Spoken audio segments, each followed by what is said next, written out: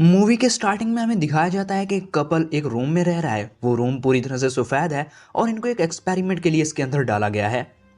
इन दोनों ने अगले 50 दिनों तक यहाँ पर रहना है। अगर ये सर्वाइव कर जाते हैं तो इन्हें इनाम में एक अच्छी खासी रकम मिलेगी। इनके मनोरंजन और एंटरटेनमेंट के लिए कोई भी चीज यहाँ पर नहीं है, बस एक स्क्रीन लगी हुई है जिस स्क्रीन पे अगर ये कुछ भी खाने के लिए टाइप करेंगे तो वो आ जाएगी। इसके अलावा एक बेड है और एक रेड बटन लगा हुआ है जिसको दबाने का मतलब ये है कि ये गिव अप कर चुके हैं। और एक स्पीकर लगा हुआ है जिसके जरिए इनको कभी कभार कमांड भी दी जाती है। वाइफ अपने हस्बैंड से कहती है कि जब मुझे रकम मिल जाएगी तो मैं अपने सारे सपनों को पूरा करूंगी। हस्बैंड कहता है मैं भी कुछ ऐसा ही सोच रहा हूँ। इनका पहला दिन यहाँ पर काफी अच्छा गुजर जाता है। रेड के माइंड में एक क्वेश्चन होता है जो अपने हस्बैंड से पूछती है कि साइंटिस्ट ऐसा एक्सपेरिमेंट क्यों कर रहे हैं। तो उसका हस्बैंड कहता है कि हमें इस चीज से कोई मतलब नहीं है, हमने बस 50 दिन पूरे करने हैं और उसके बाद बिलियंस ऑफ डॉलर्स का मालिक बन जाना है। रेड अपना सारा काम टाइम पे करती रहती है जैसे कि योगा करना और अपनी बैलेंस लाइफ जीती है। लेकिन दूसरी तरफ उसका हस्बैंड वो ऐसा नहीं करता। वो इस सोच में पड़ा रहता है कि टाइम कब पूरा होगा, ये कमरा वाइट क्यों है, और वो रात को भी लेट सोता है क्योंकि वो सोच बहुत रहा है और इस वजह से उसका मन वहां पर उदास होना शुरू हो जाता है। उसकी वाइफ भी उसे काफी समझाने की कोशिश करती है।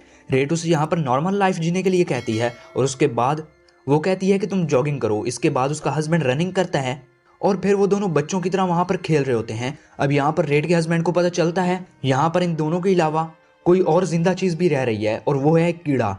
वो उससे बातें करने लग जाता है और उसको पीने के लिए दूध भी उसके सामने रखता है क्योंकि उसे पता था यहाँ पर खाने पीने की कोई चीज नहीं है और ये कीड़ा भूख से मर जाएगा। वहीं उस स्पीकर में आवाज आती है कि ये रूल्स के खिलाफ है, यहाँ पर जो भी खाने पीने की चीज है वो सिर्फ तुम दोनों के लिए, ना कि इस कीड़े के लिए।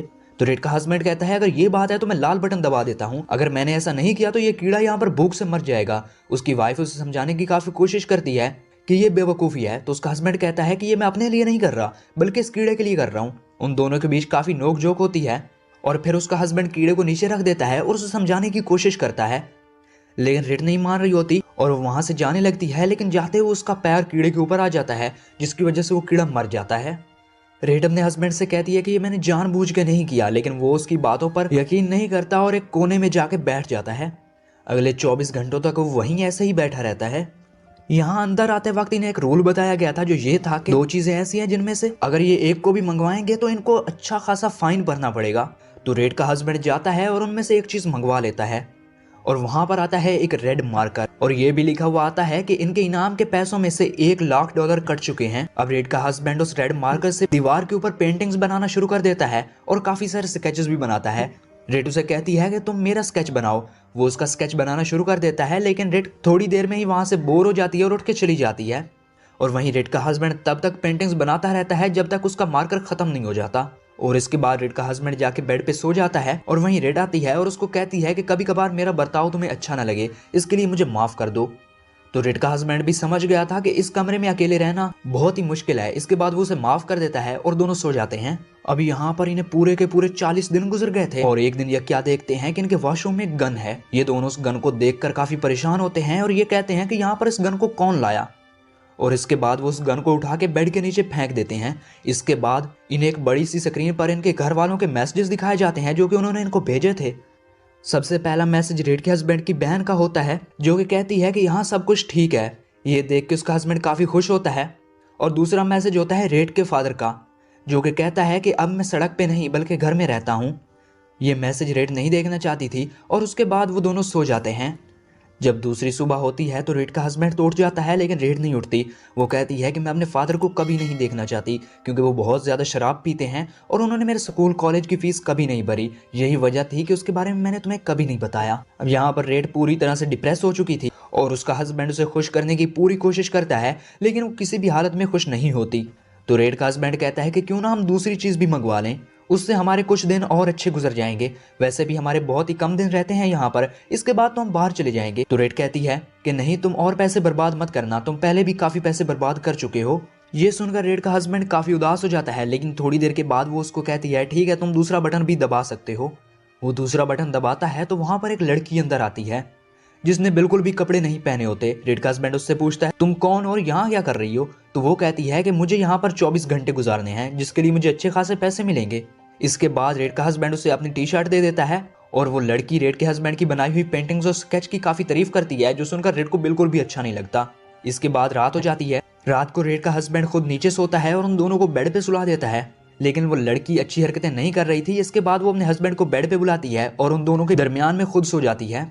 दूसरी सुबह होती है, रेड और उसका हस्बैंड बातें कर रहे होते हैं और वो लड़की वहां पर आती है जो कि गोल गोल घूमने लगती है। उसकी वाइफ भी उसे देख के उस लड़की के साथ वहीं डांस करने लग जाती है। ये देखकर रेड के हस्बैंड को काफी अच्छा लगता है और वो वहीं अपने ख्यालों की दुनिया में खो जाता है, जहां पर वो देखता है कि वहां पर उसे सफेद की जगह सब कुछ काला नजर आ रहा है और वो खुद पानी में डूब रहा है और उसके छोटे भाई का फेस भी उसे नजर आ रहा है जो कि वो भी उसके साथ ही पानी में डूब रहा है।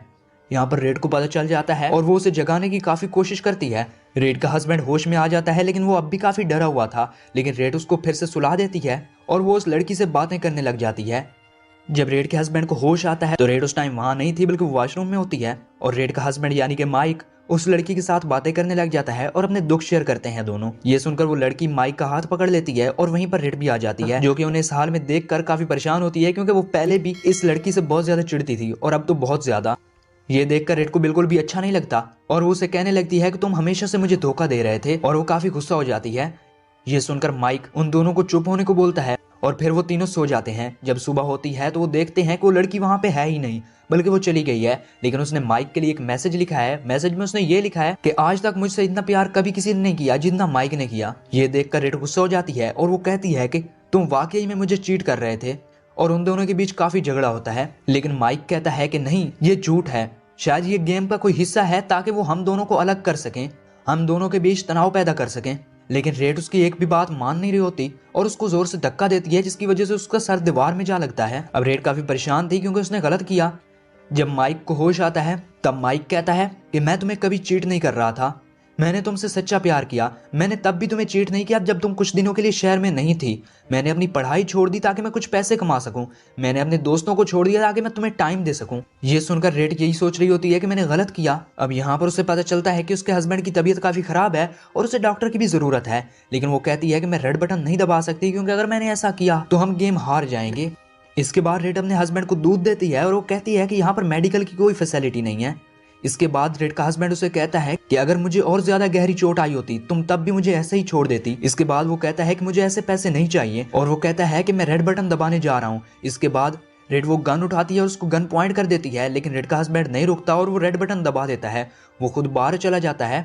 अब यहाँ पर रेड अकेली रह गई थी। वो जब अगली सुबह उठती है तो वो बहुत ही अकेला फील कर रही होती है। उसे ऐसा लग रहा था जैसे ये कमरा उसे काटने को दौड़ रहा है। इसके बाद वो अपने हस्बैंड के स्केचेस देखती है और उनके जरिए उन्हें याद करने लगती है। रेड वहाँ पे काफी अकेला महसूस कर रही थी। उसको वहाँ पर 48 दिन हो चुके थे, उसे बस 2 दिन और यहाँ पे रहना था, लेकिन वो भी उस कमरे से बाहर जाना चाहती थी और वो रेड बटन दबा के बाहर चली जाती है।